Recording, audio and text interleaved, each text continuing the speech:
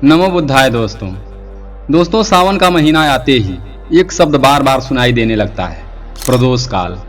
कहा जाता है कि अगर भगवान शिव की पूजा इसी समय की जाए तो विशेष फल मिलता है। लेकिन क्या आपने कभी खुद से पूछा कि आखिर प्रदोष काल है क्या? क्या यह कोई दिव्य समय है या केवल एक धार्मिक परंपरा? क्या भगवान सचमुच घड़ी देखकर कृपा करते हैं? और अगर कोई व्यक्ति उस समय काम पर हो, अस्पताल में ड्यूटी कर रहा हो, खेत में मेहनत कर रहा हो या सफर में हो, तो क्या उसकी पूजा स्वीकार नहीं होगी?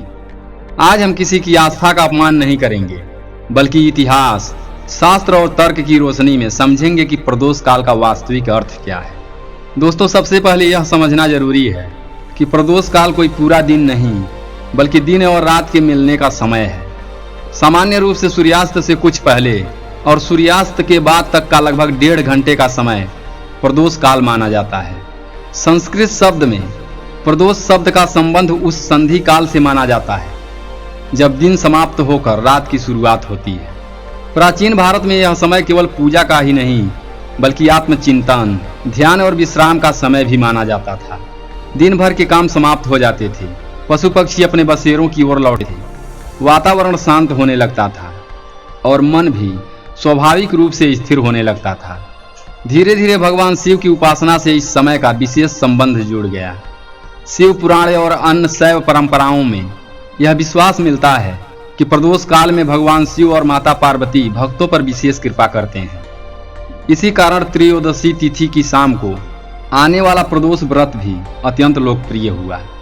लाखों श्रद्धालु इस समय शिवलिंग पर जल, दूध, बेल पत्र अर्पित करते हैं और ओम नमः शिवाय का जाप करते हैं। यह उनकी श्रद्धा और आस्था का विषय है और हर व्यक्ति को अपनी आस्था का सम्मान करने का पूरा अधिकार है।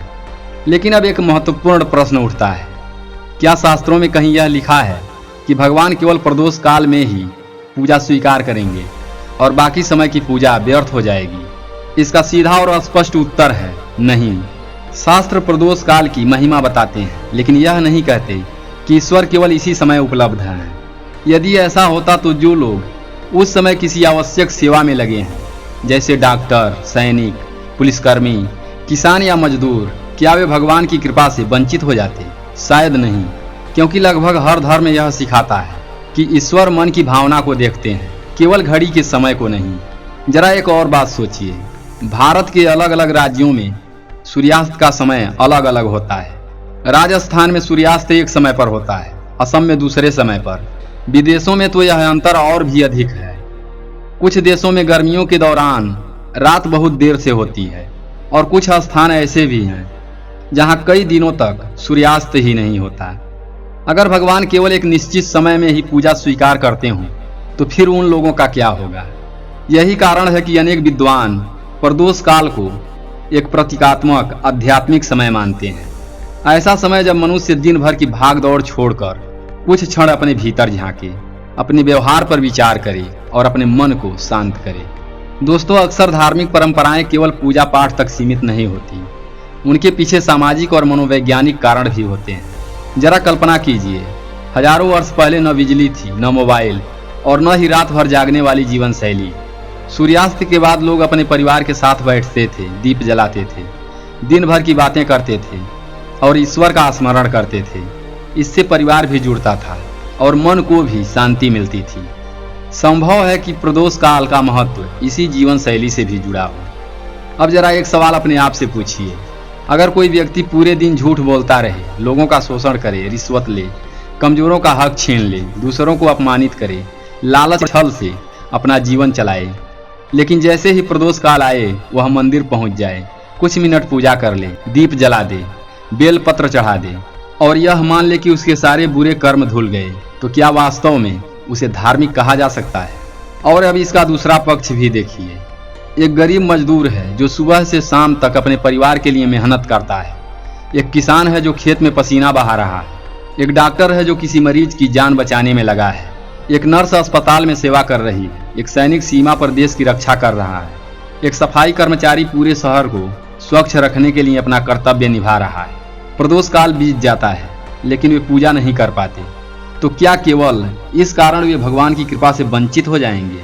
क्या उनका परिश्रम, उनकी ईमानदारी उनकी सेवा और उनका कर्तव्य किसी पूजा से कम है।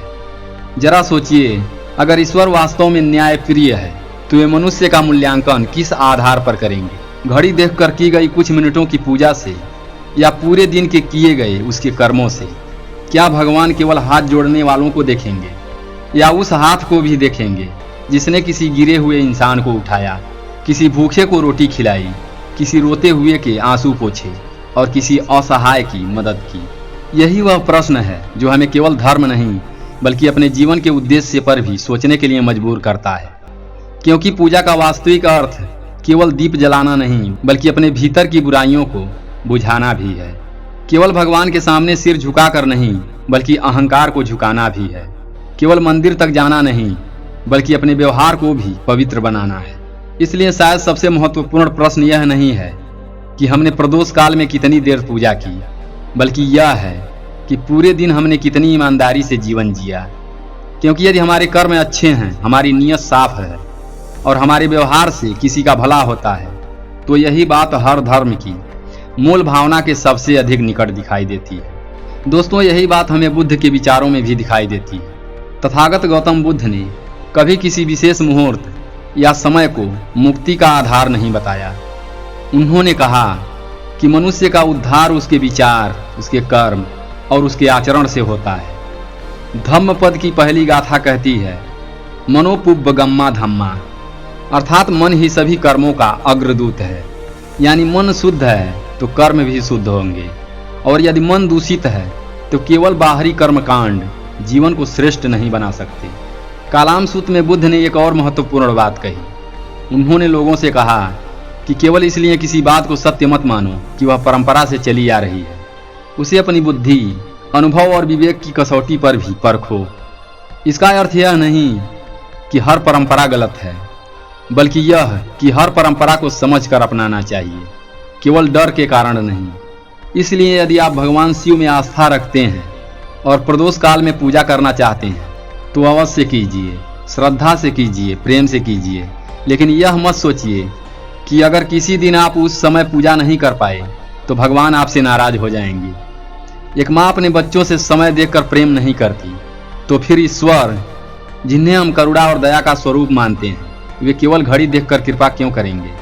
आखिर में बस इतना याद रखिए कि प्रदोष काल का सबसे बड़ा संदेश शायद यही है कि दिन भर की भाग दौड़ के बाद कुछ समय अपने भीतर झांकिए, अपने व्यवहार का मूल्यांकन कीजिए।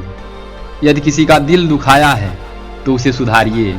अगर किसी की मदद कर सकते हैं तो कीजिए। अगर पूजा करें तो पूरे मन से करें, और किसी कारण पूजा न कर सकें तो अच्छे कर्मों का मार्ग कभी मत छोड़िए। क्योंकि समय बदलता रहता है, लेकिन अच्छा चरित्र हर समय पूजनीय रहता है। तो दोस्तों, आपका क्या मानना है? क्या प्रदोष काल केवल पूजा का विशेष समय है, या यह आत्मचिंतन और अच्छे कर्मों की याद दिलाने वाला एक आध्यात्मिक प्रतीक भी है? अपनी राय कमेंट में जरूर लिखिए। अगर वीडियो पसंद आया हो तो इसे लाइक करें, चैनल को सब्सक्राइब करें, और ऐसे ही तर्क, इतिहास और प्रमाण पर आधारित वीडियो देखने के लिए सोच और सच चैनल को सब्सक्राइब करें। फिर मिलते हैं अगली वीडियो में। तब तक के लिए अपना ख्याल रखें, हमेशा खुश रहें। नमो बुद्धाय।